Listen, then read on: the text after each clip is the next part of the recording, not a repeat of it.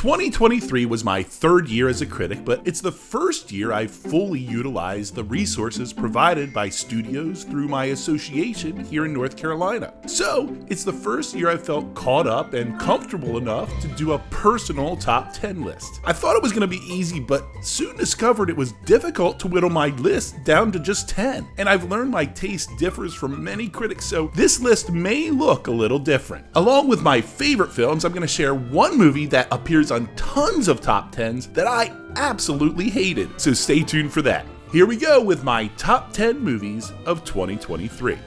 But first, if you like my reviews, please take a moment to like, subscribe, and turn on the notification bell. Starting with number 10, I have a film that I haven't seen on any other top 10 list, and I feel like it was criminally underseen. Number 10, Journey to Bethlehem. The movie that was probably the most universally enjoyed by my entire family was this silly musical story of the Nativity. While maintaining the spirit of the biblical telling of the birth of Jesus, this movie took licenses and created an original, contemporary take on a very familiar story. It's well produced, has solid performances, and a soundtrack with the best original songs of the year that played on repeat in my house for the weeks leading up to Christmas. It is destined to be a Christmas movie staple in our house for years to come, and I wish more people had the opportunity to see it. Number 9, Asteroid City. As much as I appreciate the aesthetics of Wes Anderson films, they've never connected with me. Their stilted performances, stage-like settings, and ultra-deliberate camera work always kept me at an arm's length. Until this movie. A group of people have gathered in a small desert town famous for an asteroid crater for a student science competition. While there, they collectively share a supernatural experience that will change everything. Though Asteroid City shares Wes Anderson's signature styles, this is his first film that impacted my emotions. I understood the existential crisis these characters were experiencing, and I was warmed by the assorted reactions to a singular event. It's quirky, funny, sad, and sweet, and it had my favorite movie moment of the year, which I don't want to spoil, but it does have to do with the event they share as a group. Number 8, The Zone of Interest. This experimental style film follows the daily lives of a Nazi family living just outside the walls of the notorious Auschwitz concentration camp. We watch them sit down for meals, have pool parties, and tend to their garden, but you constantly hear the rumble of a burning furnace, periodic gunshots, and sporadic screams of Jewish victims. Easily the most avant-garde film on my list, even I struggled with my initial viewing of this film. But as time passed, I kept thinking about individual moments that haunted me. When the family must close their windows because the wind has shifted and the ash is getting into the house. The puffing smoke above their rooftop as a new train of prisoners arrives. Or when the wife finds lipstick in the pocket of a used fur coat from camp as she tries it on. Certainly not a film for everyone, but The Zone of Interest has haunted me with its fresh perspective on a frequently documented time in history. Now, it's really uncool to like my number 7 film, to the point that I almost excluded it, but it felt disingenuous because I really do like this film. Number 7, Sound of Freedom. An FBI agent quits his government job to rescue children from sex trafficking in Central America. Inspired by true events and including archival footage, no movie made me want to jump through the screen more and help the victims than this surprising box office hit, sitting at number 10 in the US for 2023. This movie deals sensitively with a very heavy and important subject matter. As horrific as it is at times, Sound of Freedom reveals glimmers of hope where it seems hopeless. I know some have rejected this film because of various people involved, and that's okay, but for me, judging a movie by the morality of the creators would nullify almost all of Hollywood, and I'm just not judicious enough to make those decisions. Number 6, Are You There, God? It's Me, Margaret. I would not have expected to be so moved by a story about a tween girl entering puberty, and yet, here we are. Margaret has moved with her family out of the city. Now she must navigate new friends and grasp even bigger issues of family and faith.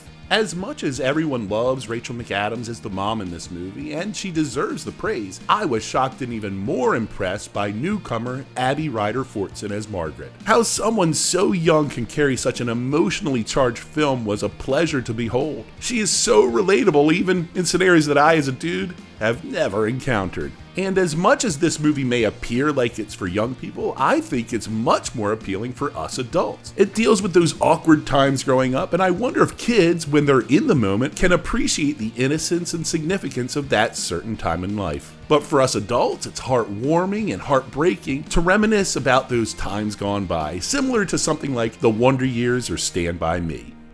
Now, before we get to my top 5, I want to reveal one movie that is not only appearing in tons of best of 2023 lists, but at the top of many lists that I absolutely hated.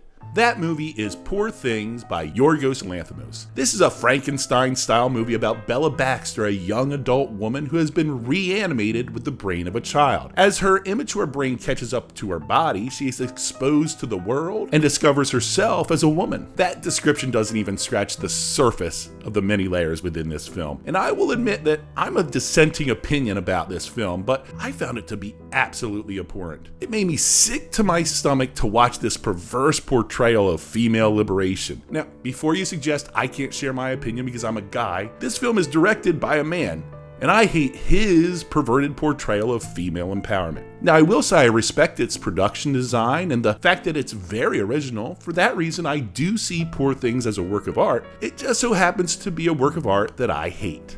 Listen, if you like Stanley Kubrick's Clockwork Orange but thought it was too uplifting and positive, Poor Things may be the movie for you. Now to my top 5. Now, the previous 5 were competing with several other titles to make it into my top 10 and could change depending on the day, but these 5 are cemented in. There was no doubt about these when I was finalizing my list. Number 5, Oppenheimer. Probably the movie of the year, Oppenheimer follows the complex story of the development of the nuclear bomb. This is the movie that almost gave me a panic attack in the theater due to its intense pacing, relentless score, and existential dread. In my first viewing, I grasped the big picture dilemmas and moral quandaries, but my second viewing is where I experienced the more personal perplexities at play within the characters. From Cillian Murphy's Oppenheimer to Robert Downey Jr.'s Lewis Strauss. This film is beautiful to behold with performances to match, and though I still don't think this film is perfect, it is probably the most masterfully directed film of 2023, and I think the awards voters will agree. Number 4, The Iron Claw. If there's one movie that broke me in 2023, it was this true story of a family of wrestlers. The Von Erichs were wrestling royalty in Texas in the 70s and 80s, but as success was within reach, tragedy struck. A really muscular Zac Efron portrays Kevin Von Erich, the oldest brother of the so-called cursed family. As their world falls apart, Kevin depends on his family for hope and support. This may be the most dad movie on my list. It is completely heart-wrenching for me as a father, a brother, and as a son to watch this tragic story unfold, but it also provides hope amidst the trials. I absolutely love this film and I get choked up just thinking about it. Number 3, The Holdovers. It's 1970 and Paul Hunnam, a curmudgeon teacher at a prep school, must stay on campus during Christmas break to watch several students with no place to go for the holidays. They are The Holdovers. I feared this movie was going to be one of those, oh, it's awful to be in upper middle class American movies, but instead I was treated to a sincerely kind movie about people discovering how to navigate each other's differences in the midst of turmoil. Paul Giamatti and newcomer Dominic Sessa are flawless as the leads, but my favorite performance of the entire year is Divine Joy Randolph as the school cafeteria director. When everyone else yells, she whispers, and we listen. My only criticism of The Holdovers is that it's rated R for pretty pervasive language. If it wasn't for that, this would be a family staple each Christmas in my home, but it'll have to settle being just for the adults. My number 2 may be the film I least expected to be in my top 10. It's Godzilla Minus One. This film examines Japan immediately following the end of World War II. When a failed kamikaze pilot returns home, a new threat has emerged. A giant monster has appeared from the shadows of the atomic bomb. Now the pilot, among with others, must rise from the ashes of their war-torn country to face their fears and save their future. I know practically nothing about Godzilla, but this movie is filled with thrills, not surprising, but it also has a heart. It has tender relationships, it has poignant social commentary about post-war culture, it asks questions about governmental reach and personal responsibility. This movie is Jurassic Park with emotional stakes, and it is a movie that everyone in the family can enjoy. Don't let subtitles deter you. Watch this movie. It is awesome. Now, to my number one movie of 2023, it should be pretty obvious. Barbie. Just kidding. Now, I've probably upset some people. Sorry. I do have a favorable opinion of Barbie, but it's nowhere near my top 10. My real number one movie of 2023 is Spider-Man Across the Spider-Verse. This is the sequel to the ridiculously good Spider-Man Into the Spider-Verse, and this one is even better. It continues the story of Miles Morales as he encounters other spider people from other parallel universes. Along with being a visual masterpiece, Spider-Verse manages to tell a really complex story that somehow remains grounded. Every plot point introduced is integral to revealing the countless twists and turns of Miles' journey. We see the origin of a really interesting villain, Spot, and we're introduced to the coolest character of all of 2023, Hobie Brown. Across the Spider-Verse is one of those movies that when the movie ends, I just think every person named in the end credits should be totally proud of being part of such a special piece of art. I cannot wait to see the next chapter of this very special series of films. That's it. That's my top 10. I do want to recognize a few honorable mentions that I wished could have made it, but they were just on the outside looking in. The Killer by David Fincher is a taut thriller with the best one-on-one fight scene of the year. Air was another great dad movie for those of us that remember when Michael Jordan was just becoming the legend we all recognize. John Wick Chapter 4 was my favorite in the series since the original. Teenage Mutant Ninja Turtles Mutant Mayhem was an absolute surprise with a really great script. And Love at First Sight was a Netflix rom-com that deserved a theatrical release. So what do you think? Am I crazy? Comment a movie that I didn't mention that you think should be in the top 10 of 2023. And I'm excited to see some more great movies this year, 2024.